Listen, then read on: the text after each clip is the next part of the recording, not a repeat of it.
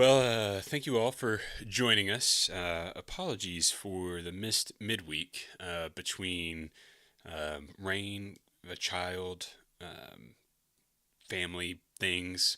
It just got away from us. And then it got to the point, too, where it was like we might as well just wait on the announcement of the bracket before we discuss baseball any further because it was just going to be a lot of speculation at that point. And so appreciate you all being willing to uh, join us today, or this evening, or this morning, wherever you may be listening. So, with me is Mr. Logan Thompson. Logan, how are you doing? Pretty good. I am intrigued by the draw we got this morning, this afternoon, whatever, I guess, depending on where you were. Um, in some ways, it's probably okay. In other ways, it's going to be tough. Uh, but, you kind of put yourself in this position with how you played during parts of the season. Um, so we'll see what happens. But yeah, no, overall good. I'm excited for Friday. Just because postseason anything is always fun. Yeah, So no, absolutely. And in case you haven't seen it yet, the draw that Logan is talking about is Tennessee got put in the Chapel Hill region. They will be traveling over to the University of North Carolina, and they will be hooked up with obviously UNC, but then also Eastern Carolina University and Virginia Commonwealth University. VCU better known for their run in March Madness back in like what was that 2011, 2010, something like that. Smart days. Shaka Smart days before he went to Wichita State and then ultimately Texas, where it just didn't work out for him. And so uh, it's a as I dove into before we dive into that, Logan, were you happy with the SEC tournament and kind of how it went? Tennessee goes, beats South Carolina pretty easily, gets South Carolina put on the not top 10, plays for ESPN because of the blunder that South Carolina Yeah, had trying to chase down, I believe that was Henry Ford and or Reese Chap. No, it wasn't Reese Chapman. He took a ball off the face and couldn't play. yeah, But Henry Ford. Henry Ford, and then just kind of throw the kitchen sink at Arkansas as far as pitching goes, and just it wasn't enough. And but it also was kind of one of those things where it seemed like Elander was just giving everyone an opportunity and was happy if they won, was fine if they didn't. Yeah, I mean, I wouldn't say I was like happy with how it went because um I hate losing to Arkansas, especially in baseball. Especially because I think you could have won that game in different ways. Yeah, Like, I'm not sure when you cut it. I think you cut it to 5-4 in like the fifth or sixth inning. I'm not sure why you didn't throw Rudy then right, and then figure it out. right. Um, so that kind of stunk, and really you can't be happy with how Hoover went is because Reese Chapman took a ball off the face, even though it's Correct. practice. Correct. So it was like you lost a guy that's really been a top three player for you in conference play. I mean, he's gotten his average back over 300. You really hope that's not how this season ends for him. Like, hopefully he's available this weekend. I think Elander is supposed to meet with the media tomorrow, Tomorrow, maybe Wednesday would make Wednesday. sense. Yeah. And I'm sure the first two questions asked, or two of the first few questions asked, will be what's the status of Reese Chapman and what's the status of Landon Mack, which has a lot to do with how Tennessee's going to fare this weekend. Um, but I mean, overall, you had to win the first one. It was good you won the first one. Um, I wish they would have won that second one and then Yeah. gotten to throw Teagan on what would that have been? Would that have been Friday? They would have Friday. thrown They Teagan had against Thursday Texas. off. Yeah. Yeah, and then who knows? I mean, at that point, who knows? He felt pretty good against Texas the last time he pitched against. It's true. It's true. So, but at the end of the day, last week wasn't really important. Right. It's fun to win it. I'm not going to say nobody cares about it because I mean, Georgia celebrated hard. I was pumped when Tennessee won it a couple years ago. Right. Um, but it doesn't really matter that much. No. So, It's yeah, I think like I was not too worried. Not really.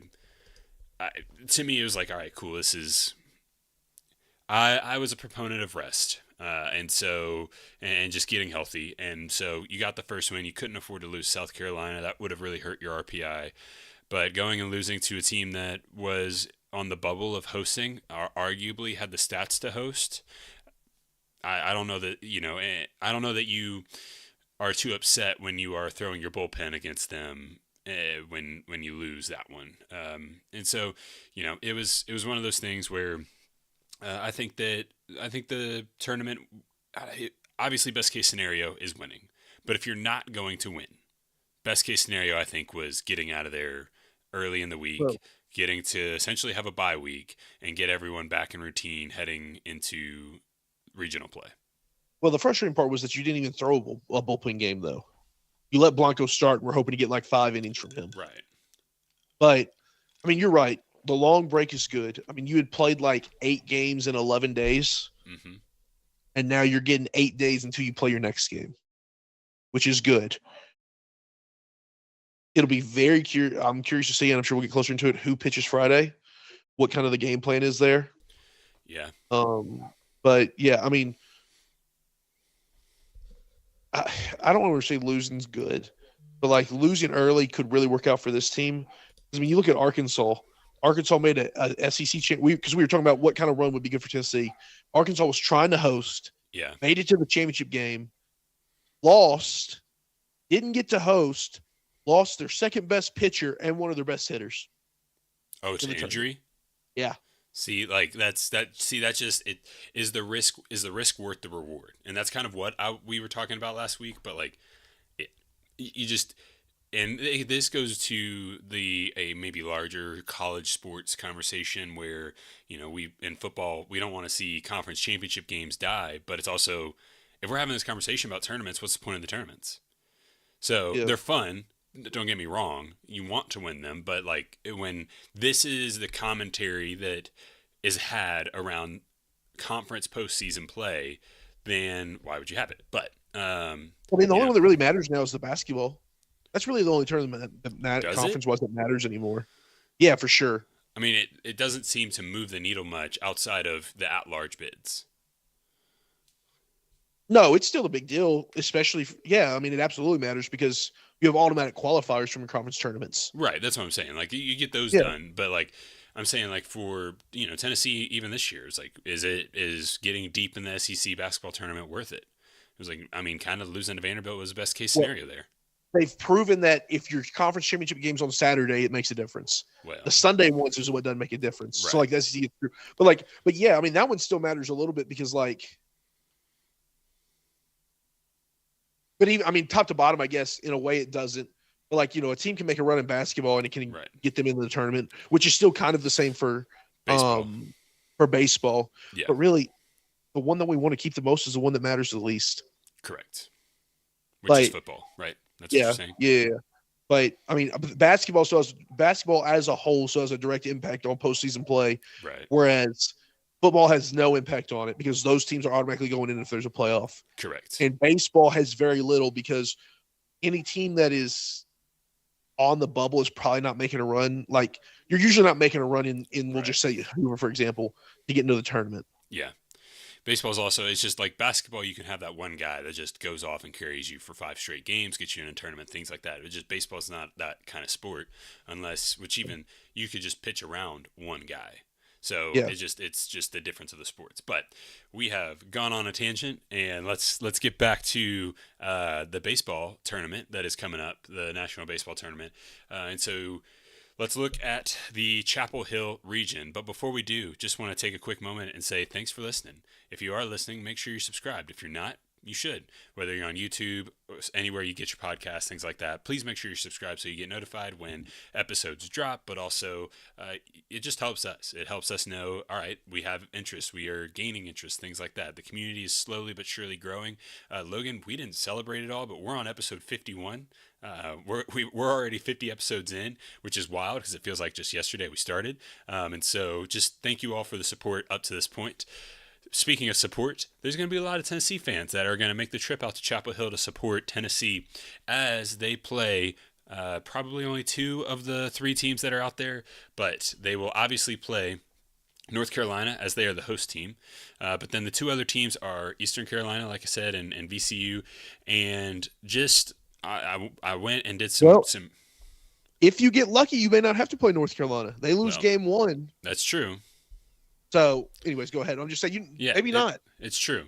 And so uh, I went and I just wanted to build some profiles statistically of these teams. And so for North Carolina, they ended fourth in RPI, 15th in strength of schedule, and were 12-7 against the quad one of baseball.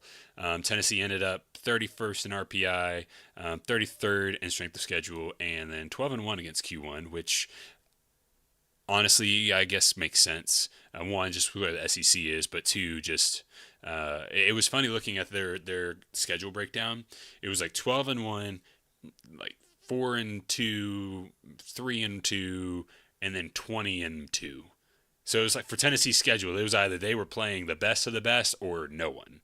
And so just very interesting how that broke down for the schedule this year, because like a Wright State I would have assumed would have been higher than kind of where they were. So, but Eastern Carolina, ECU. I guess we need to just say Eastern Carolina because E and V sound too similar. But they were 40th in RPI, 42nd in strength of schedule. They were 3-7-1 against the quad one, and then finally VCU 84 RPI, 125th in strength of schedule, and then 1-7 versus quad one. And so I say all that to say this looks like on the surface a bracket that is set up for Tennessee and North Carolina to have a best of three series, essentially. Well, I guess it wouldn't work that way. Essentially, it's set up for Tennessee and North Carolina to play until one of them has two losses.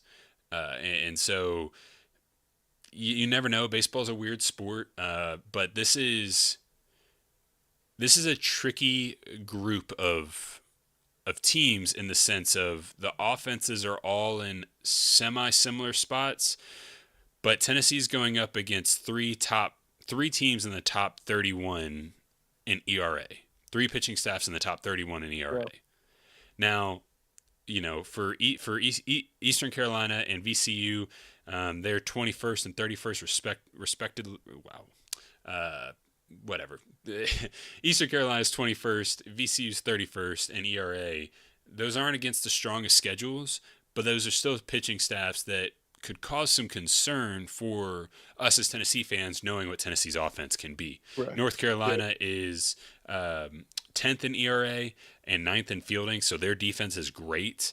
And so it just, Tennessee, I will say North Carolina's baseball field at Bryson Field at Carey C. Bosshammer Stadium. It plays not too dissimilar, like it's not too far off from Lindsey Nelson. The left field line's 335, center field is 400, right field line is 340. So you're talking just a little bit, 10-ish feet, 10 to 20 feet at different points of the fence, deeper than Lindsey Nelson. So maybe the bats get hot and you're able to just hit over these defenses and hit these pitchers out of the park. But the more I dug into the defense of these teams, the more concerned I started to get about how difficult this region is, and arguably maybe the hardest region out of the 16 regions? Yeah, 4 times 16, 64. Yeah. So, Logan, what is your gut feeling as the region as a whole? Not necessarily Tennessee's path to win, but just as we look at these three teams along with Tennessee. Well, it's definitely not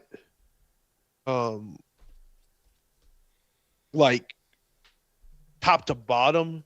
It's definitely not the hardest region. West Virginia regional is tough.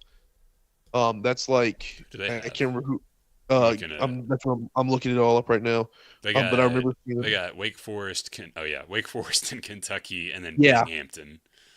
That's a Yikes. tough one. That's a tough. That draw. one's really tough. And then there's also, hang on, I'm pulling it up. I literally just saw it. The one with USC in it. We talked about it. Oh, Texas A&M. Texas A&M. That Texas A&M regional could be tough. USC's a really good 2 seed. I don't know that they're necessarily quite as like Lamar and Texas State, but that's a tough regional for Texas A&M. I'd probably put that on the same tier as UNC's regional with Tennessee in it. And those are the two Um, regions hooked up for super regional. So, correct. and USC is a higher 2 seed, correct? I think so. Yeah, because they're hooked up with Um, the 12 seed. So if Tennessee, if they win the region, most likely are going to College Station or LA for the super regional. yeah. And then the Lawrence region. I don't know. Northeastern's the 4 seed. I don't know much about them, but I know Missouri State and Arkansas have already played this year, and that's a tough one for Kansas, especially with a mad Arkansas team. Yeah. But Missouri State and Arkansas have already played this year, and I don't know what happened. I missed it, but they were talking about it on the whole selection show thing. That one got a little spicy. I don't know Well, what happened. it's Arkansas. Everything gets Yeah, spicy with Arkansas. They're the most yeah. entitled baseball team outside of maybe Texas that have not That has done never actually anything. done anything. Yeah. Yeah.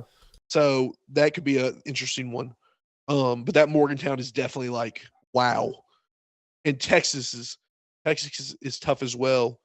As a 6 seed. No, I'm sorry. That's a better draw. I apologize. That's what people were saying. They couldn't believe North Carolina as a 5 got a tougher draw than number 6 Texas, who got Holy Cross, Tarleton State, and UC Santa Barbara. Which I, Now, I think part of that is a little disrespectful to UC Santa Barbara because they were popping listen, up in the top 50 of a lot of stats. they're good and they have one of the best pitchers in the country. Yeah. So, but it's still a much easier to draw than getting ECU and Tennessee in your region. Correct. Which part of that too Um, is just regional, like it's proximity. sure. Like because not Um, not that Holy Cross is anywhere near Texas, but correct. But yeah, I mean, it's definitely a tough regional, but you didn't really do yourself any favors with the teams you lost to this year. correct. Um, LSU getting swept at Vandy, that sort of thing. Two of the But 3 teams from the SEC that didn't make it, 4 teams that didn't make it. correct, correct. Um, but you gotta like your chances. And I think, like I said, I think you already kind of read through some of this. I've been reading Mike Wilson's stuff this morning from VolQuest, and North Carolina's top 10 in pitching, ERA wise. And they got some elite arms out of the bullpen, And which is they're going to make it great in the tough. field. Yeah. So, but you also have some pretty good pitching. And Tennessee's biggest issue is, especially with how they play defense, their biggest issue is giving up home runs. Evan Blanco's given up like 17 home runs. Coons isn't too far behind him. He's given up double-digit home runs. Yeah. So, you're getting a good matchup that way. But it's a very winnable region for Tennessee, especially because you think fans will travel decent there anyways. Right. The issue is that ECU will probably travel really well. And obviously North Carolina will be there. Right. But, I don't necessarily hate the draw. Your first game's going to be tough. Specifically talking about the first game. Talking about Uh, because they play Eastern Carolina in the first game. Eastern Carolina at 12 Eastern, 11 Central on So they play Friday. before North Carolina. Correct. Correct. North Carolina gets the night game. Is that their preference? That's normal. The host teams play at night. I mean, I guess that makes sense, but just that seems like if I'm the team, I want that first game to get out of the way so then I can watch who. Like it just doesn't seem necessarily fair, I guess. But I know that's how you're saying it's always been. I've not, I guess, paid attention. But you want that night game. People got to work on Friday, and so you want as big of a crowd as you can get for your team. I guess that's true. And you're going in with a strategy beforehand, right? Like you're not, because the big thing is what pitchers am I throwing? So if you play the first game, like either way, you're making a decision. Right. So, and I say that, I don't know. Tennessee didn't play first last year when they hosted. They played second. They played the night game on Friday. Yeah, because I remember we were driving out to East Tennessee and listening to Yeah. the game. Yeah. So, so Tennessee will play first. I'm assuming because East Carolina is not going to save their guy because they want to try to get 1-0 quick. That they're going to throw Ethan Norby, who's 7-3 this year with a 4.20 ERA. He's supposed to be legit. Supposed to be the real deal. So, In like a good way or a bad way? what do you mean? Well, if he's 7-20, 7-3 with a 4.20 ERA. oh, got it. Okay. Yeah. So, um, I don't know. That'll be a tough matchup. But I mean, I think that Tennessee threw Blanco, and what a lot of people think is that Tennessee threw Blanco last week to set him up to pitch tomorrow. I mean, I'm sorry, Friday. Right. So I think you're going to have Blanco against him, which I kind of like that. You got your senior guy. He's pitched in a lot of, um, he, a lot of baseball games. He's been to Omaha. He's been in these situations before, Right. and so I just think I like that him going on Friday, in a game where you really want to get off to a 1-0 start. Yeah, you Um, have to. You can't yeah, afford to get in the losers bracket and get out of the region. no, if Tennessee goes to the loser bracket, they will not make it out of the regional. Correct. They have to. They have to start 1-0, and they almost have to start 2-0. Because I mean, you're basically saying like if you lose Coons' start, you're pretty much done. Like you got to win Yeah. Coons' start. Yes. So, um, but ECU, kind of what you said, that they're not really. Their offense doesn't really scare you, which is what you want if you're Tennessee, because your offense has been really good. Yeah. Outside of for the last 2 months, take away 2 games with Kentucky, your offense has been really good. Yeah. And so your offense gives you a chance. So I think that's who you'll probably see on Friday with Blanco throwing for us, and then maybe if you're lucky, maybe he gets you 7 or 8. Yeah. I know I understand the logic of like you're just focused on winning game, like the game you're in, and then you just worry about tomorrow. But Right. man, if I could get 7 or 8 from Blanco and maybe be up like a 6-1 or something like that, And then just get through the bullpen. and then don't have to use Arvidsson and don't have to use Appenzeller. Yeah. I mean, that's what I'm doing. Like I know, Throw like Nick you're up Abraham. 6-1. Throw Yeah, Bo Rudy if you have to. Like get stuff yeah. shut down. I wouldn't even throw Bo Rudy. I would if I can throw Abraham. He's been a nice surprise. Haas. Nick Yeah. Haas has been or no, not Nick Haas. Will Will Will Haas. Haas has been a really nice surprise here recently. Like if you could maybe throw him, Yeah. like, okay, they score. Maybe they make it 6-4. Like if they make it 6-4, okay, throw Rudy in the ninth Yeah. because then Rudy's available for Sunday.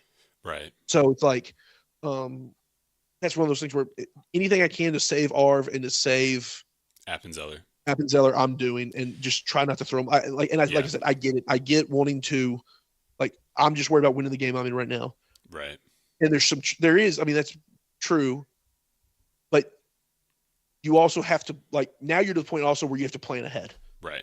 Like, you have to, like, if you're in the losers bracket, that's one thing, right?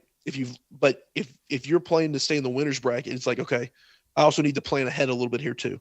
So anything I can do to get through without having to use my big guns out of the bullpen, I'm doing In game one. in game one. Yeah. And then, I mean, man, you just hope Coons just goes out there and shoves Yeah. and shoot. Which And then if he's you can proven that he can and will in big situations. correct. And so now all of a sudden, and then at that point, it's like, okay, now I've got Appenzeller and Arvidsson, who's going to piggyback off Coons. Right. Oh, and then assuming you don't go like extra innings or something, you're not using Appenzeller and Arvidsson in the same game. Right. Then you got one of them for Sunday. Yeah. And you go from there. Yeah. And then if you somehow go to a Monday, can you use Sunday? Then it's like, okay, do I throw Blanco on very short rest and just say, hey, get me 3 innings, get me 4? Right. Like, figure that out then. But at that point, you're just kind of sunk. I mean, we saw it last year. Yeah, with Doyle. With Doyle, where he came out on Monday, right? Or did he come out on Sunday? No, it was Monday. Monday, yeah. He comes out on Monday, and, I mean, again, maniac. Absolute maniac. True. But looking specifically at ECU, one thing I didn't look up, and I was just curious, and I'm realizing that I have the wrong team pulled up, but yeah, there they are. Okay, I knew I wasn't crazy. So their ERA is 21st, but they're 84th in fielding. And to put that in perspective, Tennessee is 5th. So there's a big gap there. UNC's 9th, and it didn't matter for VCU. But Eastern Carolina, They are tied for 83rd in the nation in hit batters. Now, if Tennessee's offense can do what it's done in the past, which is done over the last couple weeks, months or so, last 2 months, and have patient at bats and really force this pitching staff's hand, they've proven Hmm. this entire season that they may buckle a little bit. And I look at guys like a Garrett Wright, like, who get hit a ton and are on base a lot, where I could see that being something that comes into play, where if you're able to get hit by a pitch, get on base, and then hit a home run, well, now your solo, what was going to be a solo shot's now turning into a two-shot home run. Sure. And, you can check the stats on this, but typically teams are going to take a two-run home run over a one-run home run, and that usually helps you win. And so I think that Tennessee is going to be in an interesting spot. It's also like what season long stats don't show you is what do the last 2 months look like? What do the last 4 weekends look like for teams? Things like that, because Tennessee's 140th in batting average. Well, we all know that Tennessee, that batting average has plummeted because of how the first 2.5 months of the season went.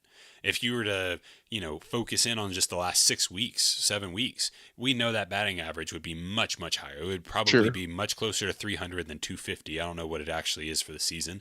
But, there's also guys that are affecting that batting average at like a 98% batting, or not 98, yeah, they're at 0.98, and they've played in 4 games.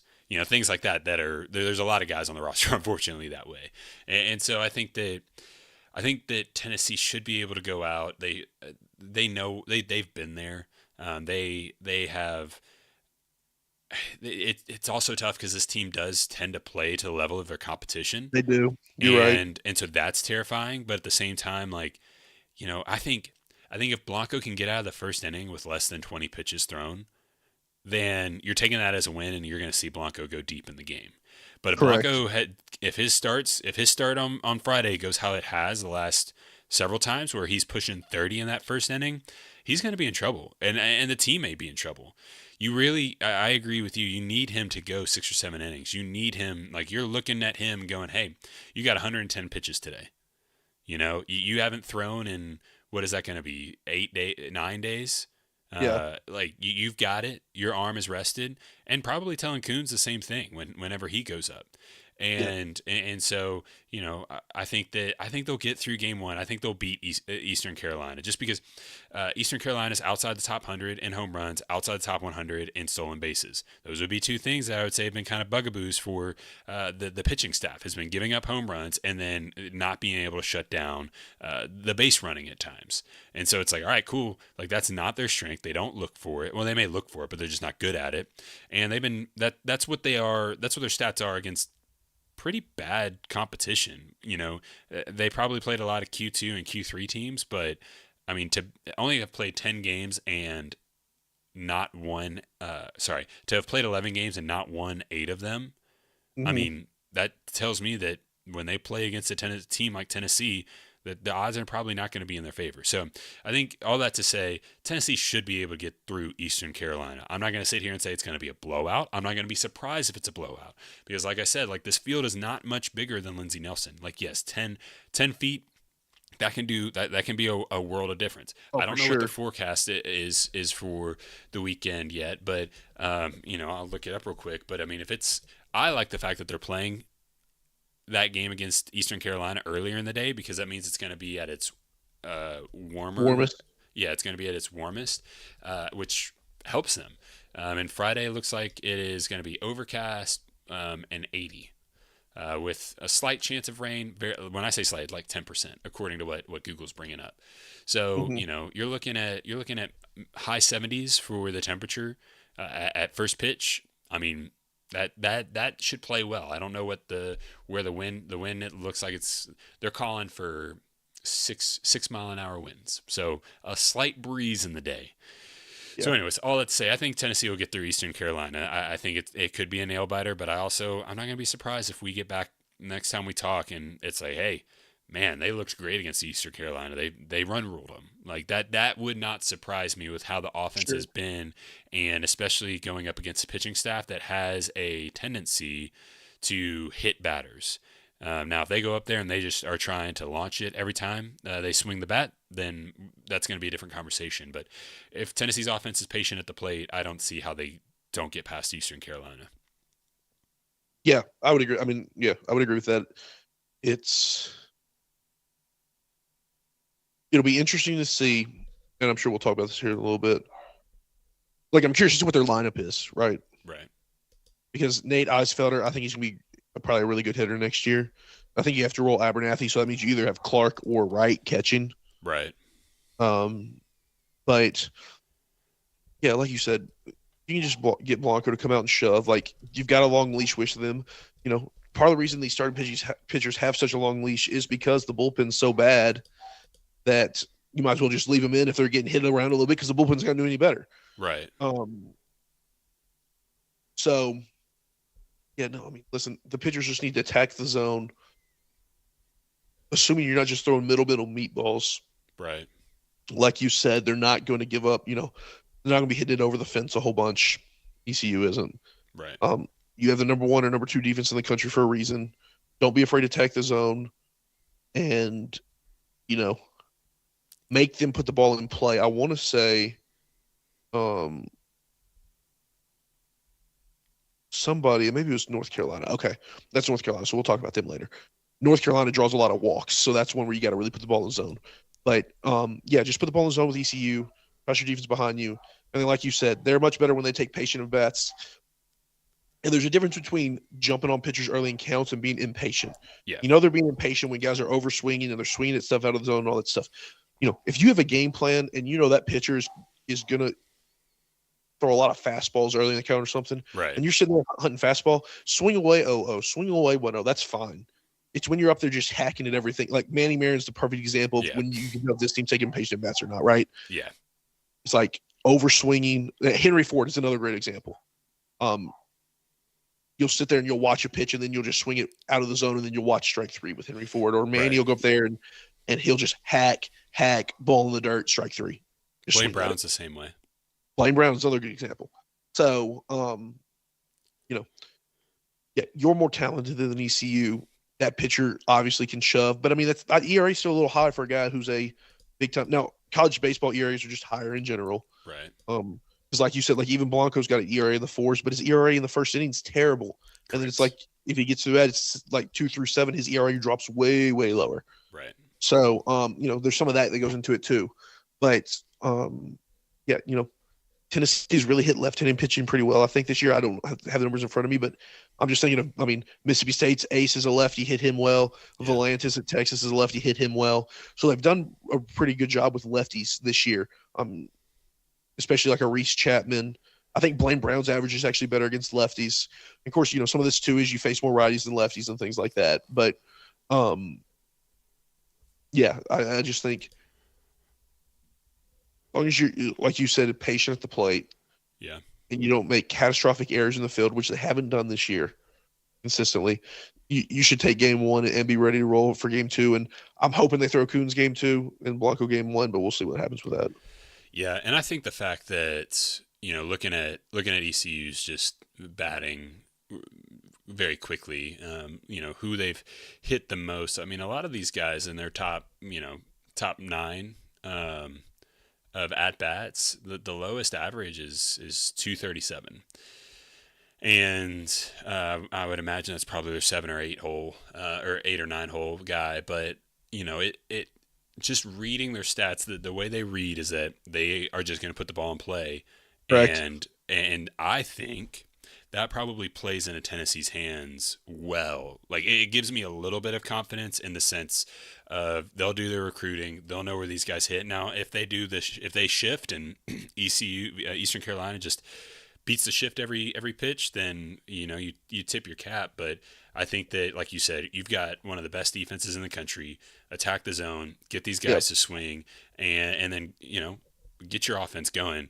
And it could be a great warm-up game heading into North Carolina. Now, it's tough to know because you don't know who the starting pitcher is for Tennessee, like you said, but you have plenty of reason to be confident. Now, all of this is with the asterisk of, is Reese Chapman in the lineup? If Reese Chapman is not in the lineup, I mean, I get it. He's one guy with 9, but Reese Chapman is we haven't officially dubbed him as your clutch guy, but if you had to pick one, I don't know who else you may pick than Reese Chapman for who's clutch at the plate.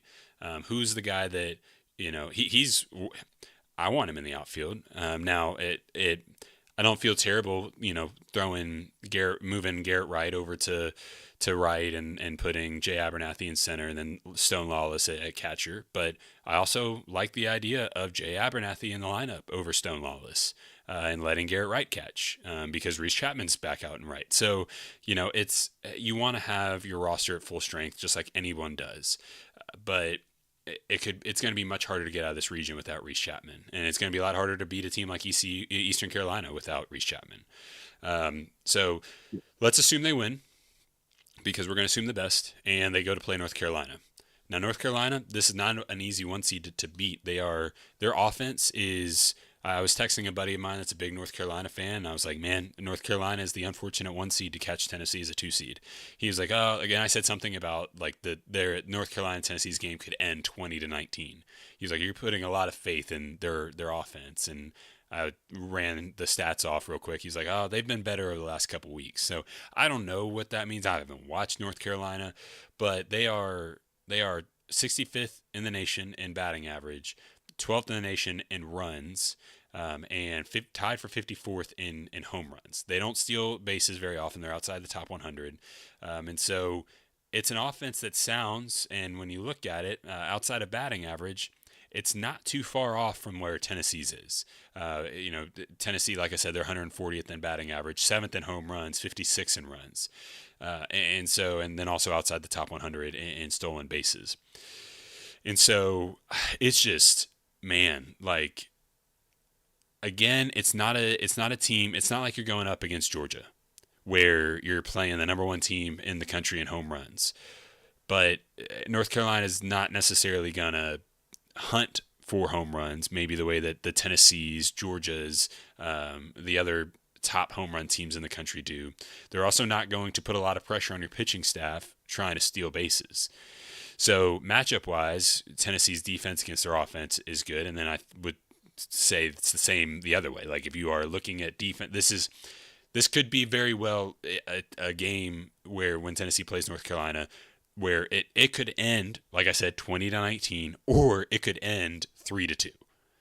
Like this feels a lot like the Ole Miss series, where that first game scores got a little high. That second game is whoever was going to hit the first run was going to win the game.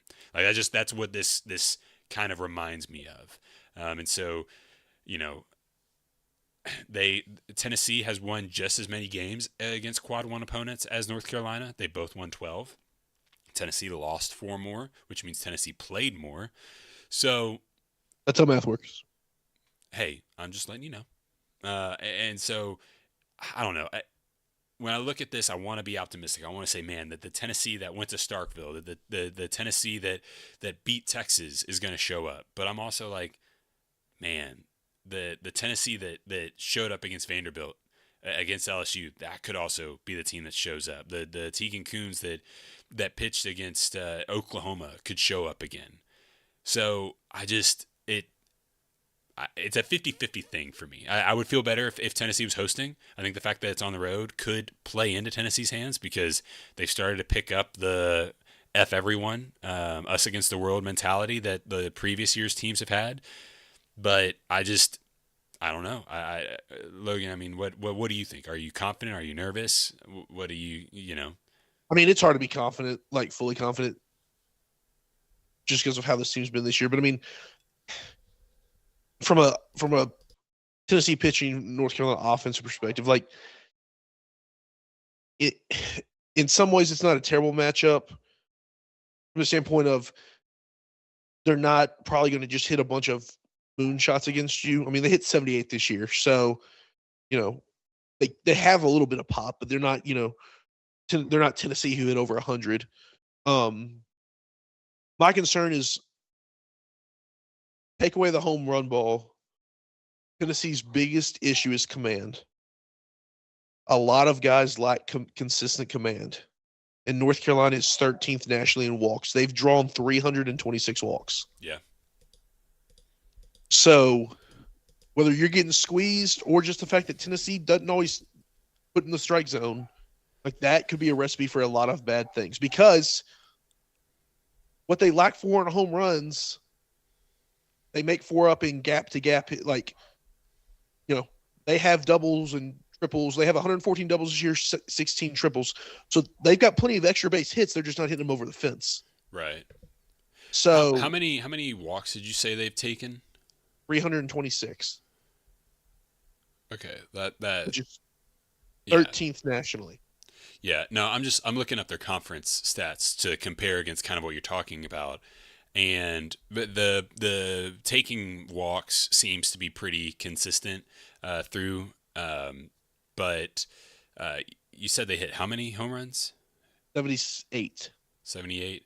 So they hit, I mean, about half of it in conference play. They Yeah. hit 40 in non-conference, 38 in conference. Um, So I'm just curious because I know if you went and looked at Tennessee's non-conference versus conference offensive stats, it's gonna should reflect much better in conference play, which is kind of wild to say. Yeah. But as you're Yeah. saying, But no, I'm just saying they're solid offensively. They're not Georgia, which that's not a fair comparison because Georgia just mashes the ball right? out of the park 1 through 9. But um, like they're solid offensively, but like you just can't help them. You got Yeah, to have good command, put the ball in the strike zone, and let your defense play behind you, and you should be fine. yeah. Uh, Offensively, they are good. They are really good. That is what they do, right? They being Tennessee, Internationally, correct? yes, no, they being North Carolina. Okay. They're 10th nationally in ERA, like you said. You've already kind of covered the numbers, but you know, Jason DeCaro is who I'm assuming Tennessee will play against um, on Saturday, assuming North Carolina wins Friday, Yeah, and he led the conference with 10 wins. He went 10-2, and he had an ERA of 230, which is just above what Volantis had at Texas, and everybody knows how good he is. right. So, um, you know, it's tough. I don't know that you win without Reese Chapman. Touching on what you touched on there, at the end of yours, um, if you don't, how do you play? I don't know. Do you move Garrett Wright to right field? Do you? I don't know Yeah, that you. like I don't, if you're going to put Jay Abernathy out there, I don't know that you don't put him in center. yeah, I think you have to put him in center. But I like Jay Abernathy in the lineup with Reese Chapman. I think Yeah, Abernathy ought to be in the lineup anyways. yeah. I, Like I don't. so, I don't. I don't. he can. Yes, I'm with you. I'm with you. Like I think Yeah. I prefer Garrett Wright catching because Garrett Wright, I mean, he Or was great well, I'm in Hoover. well, I'm okay with if Chapman's in the lineup, leave Garrett Wright in center. That's fine. Let Abernathy play second, Grimmer play first, and Levi Clark catch. That's fine too. But I Yeah, mean, like it's what happens when Clark's you have been good four behind the catchers plate. hitting. Yeah, Clark's been good behind the plate. It takes Grimmer off a second, who has had a rough couple weekends. Yeah, He's but then giving you that. the majority. But do you then take Grindlinger out of the batting order? No, Well, no, you keep him oh, there. you're saying move Grimmer to first. Never mind. Gotcha. Yeah, yeah. My And then apologies. Stone Wallace is just there, maybe a defensive sub late in the game, something like that. Yeah, Because I love Stone Wallace, but this offense is not the 2024 offense where you could have Cal Stark correct. in the 9 hole and just live with the results. Like you need production out of that spot. Yeah, So, and I love the um, idea of Jay Abernathy in the 9 hole, getting on base, waiting on Garrett Wright to move him around. mhm. Like So Jay Abernathy's speed that we need on the bases, and we don't yeah, have it. he's got hit. Yeah, It's like one game he'll go 3 for 5, and then he'll go 2 for 10 the next 2 games. right, So it's like he's got to hit. right. And just keep the ball on the ground. If he keeps the ball on the ground, good things happen. He can just use his speed there. You don't even have to lift the ball. Correct. Find holes, hit it softly, beat out throws. So, but I think Reese Chapman is a big deal with this. I think a lot of this weekend can depend on that because clutch guy or not clutch guy, whatever, he's still hitting over 300, Right. like in your 5 hole. Yeah. I mean, that's a big bat to have, especially when Grimmer can be kind of hit or miss. Hopefully, you get a good Henry Ford this weekend. Hopefully, everybody's just rejuvenated after having 8 days off. Correct. That's what you hope for. That is the trade off. That is the trade off Yeah. in not advancing is to be able to rest. Like that's it. It would almost feel like if they went out and lost dramatically, uh, to North Carolina. It would feel like, well, why didn't y'all just go for it in Hoover? So Hmm. Yeah. So, but I mean, North Carolina in some ways is a mirror of you. Not really true. That's not really. It's just like there's a lot of you share a lot of similar strengths, right? yeah, Like your your defense. Um, no, I guess no. No, I'm sorry. Look at the. I mean, and then your quad ones and your strength of schedules aren't too far off. I mean, they're 18 spots ahead of you, but you know, you just get things done in different ways, right? Like their batting average is much better than yours, but when right, you hit it at a whole lot better rate. For pop. yeah, Um, you know, 12th in runs as opposed to 56th in runs. But if you take the last 2 months into effect, Tennessee's is better than that number. correct.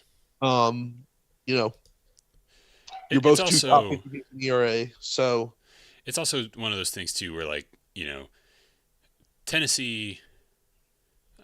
Now, so North Carolina and East Carolina played the season, and North Carolina, East Carolina won uh, the second game 3-10, and then tied game three with North Carolina.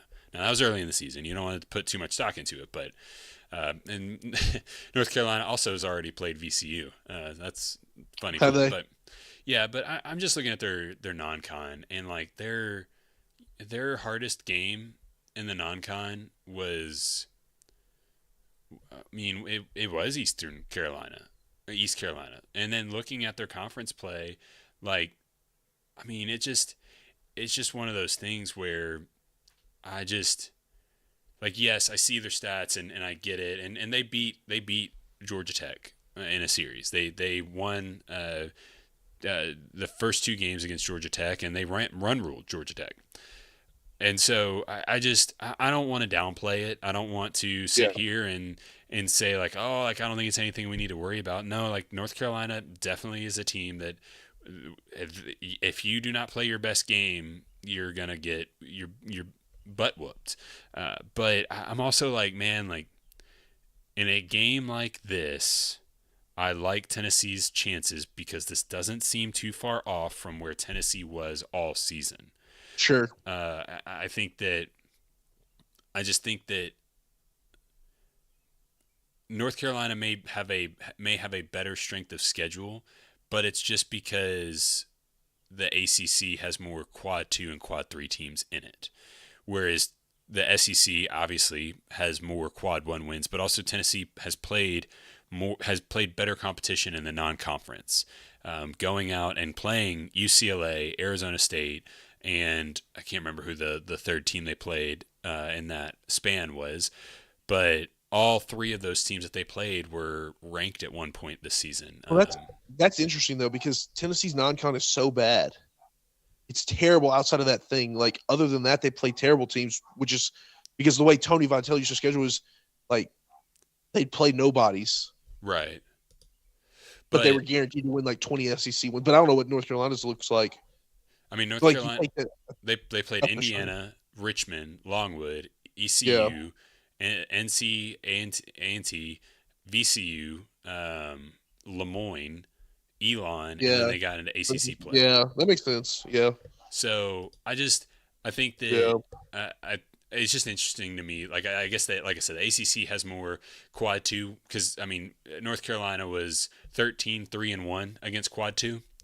So and then 7-1 against quad 3. Whereas, like I said, for Tennessee it was 12-1 in quad 1, 2-3 in quad 2, 4-4 quad 3, and then 20-2 in quad 4.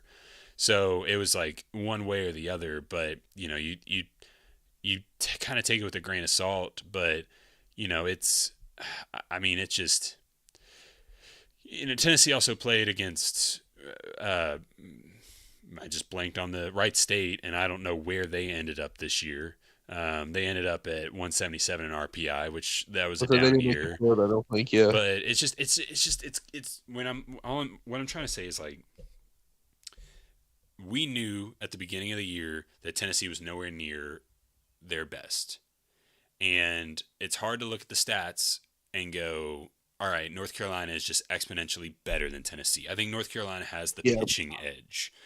based on what we've seen. But I don't know, and I don't have time to look it up right now, if North Carolina has pitched against the offenses that Tennessee has.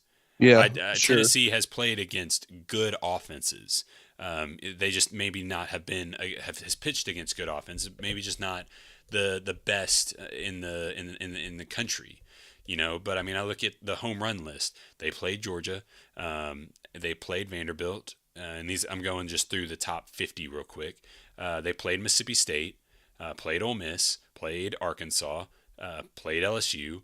That's 6. Played UCLA 7. I don't. Arizona State 10 or 8. Sorry, they're ranked 10th.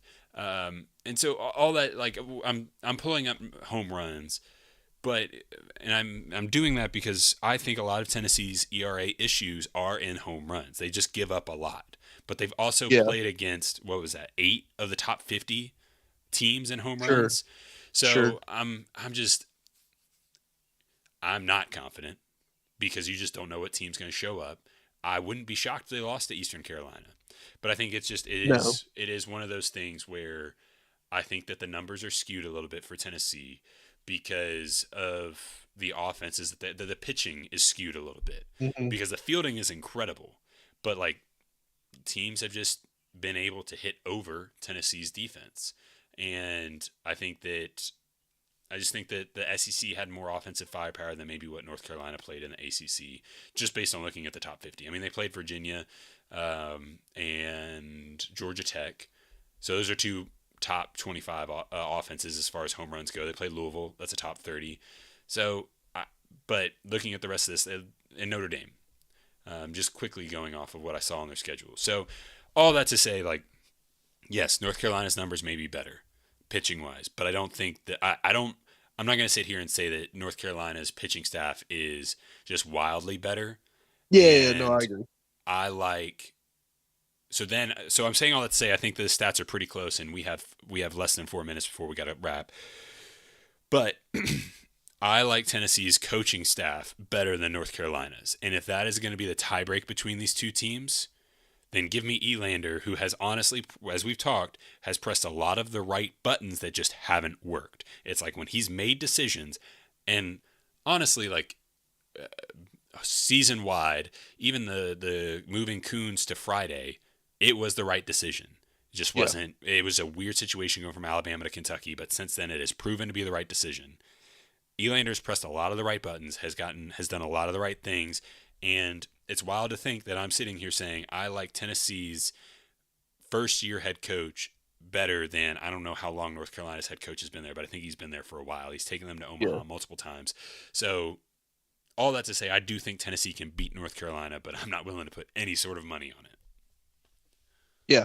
No, I would agree with that. I think one interesting thing that I forgot about is I don't know if you call it an advantage, but if Tennessee and North Carolina both win Friday, Tennessee gets to be the home team against North Carolina on Saturday. So that's a nice thing to have in your back pocket. You get an extra bat, Yeah. you get bottom of the ninth stuff, things like that. So, And then which I, if you send North Carolina to play Eastern Carolina, who knows what happens? Because Eastern yeah, Carolina's proven that they can beat them and tie them because that's what happened. yeah. So, um, that's always the stupidest rule, anyways. Like North Carolina should just be the home team, whatever. Correct. But that's another thing to keep in mind is when Tennessee plays on Friday or Saturday. If they win Friday, North Carolina wins Friday, or really, yeah, North Carolina wins Friday, then Tennessee. Ooh, you know what? No, I take that back because Tennessee would be the home team Friday. So I think it's like a coin flip or something. So Tennessee may get to be the home team on Friday I if both of think them win. if I have it correct, if I think North Carolina would be the home team because then if North Carolina wins, comes back for the elimination game, Tennessee would be the home Well, team because I want to say Tennessee was the away team when they they were in the base first elimination game because they everyone has to base be the home team. exactly they base it off whichever team has been the home team the least amount of times. Correct. So if you've both been the home team once, I think it's like they flip a coin or something. Gotcha. So I don't know. We'll see. But it'll be a fun weekend, I hope. I hope. I think it will. I think it's going to be a fun weekend. I also just think that it's one of those things where not that I want to say Tennessee, but baseball is on like a Michigan State basketball level. But it's just kind of at this point, you don't rule them until they lose. you don't rule them out because they've Six proven straight that they can win. supers. Correct. Six straight And supers. it's a coaching staff that for a lot of them have been through a lot of it. I mean, Geralman from Florida, he's been to supers over and over again. It just you don't know. You want to give yourself a shot. They've given themselves a shot, and Yep. who knows? Maybe I've talked myself into they have a way out of it. I mean, they definitely have a way out, and Oh, they for sure do. we didn't even talk They about for the sure super do. regional that they would be hooked up with. But gotta get through this weekend first, see what happens. Baseball is a weird sport. Vanderbilt was a number one overall seed and got beat in their own region, so who Correct. knows what can happen. But appreciate you all for listening. We got to wrap up, and it'll be a fun weekend. We'll be back in the midweek. I don't know what we'll talk about, but we'll be back in the midweek, and then we'll be back next week as well to discuss the outcome of the regional play. So appreciate you all. We'll catch you next time. See ya.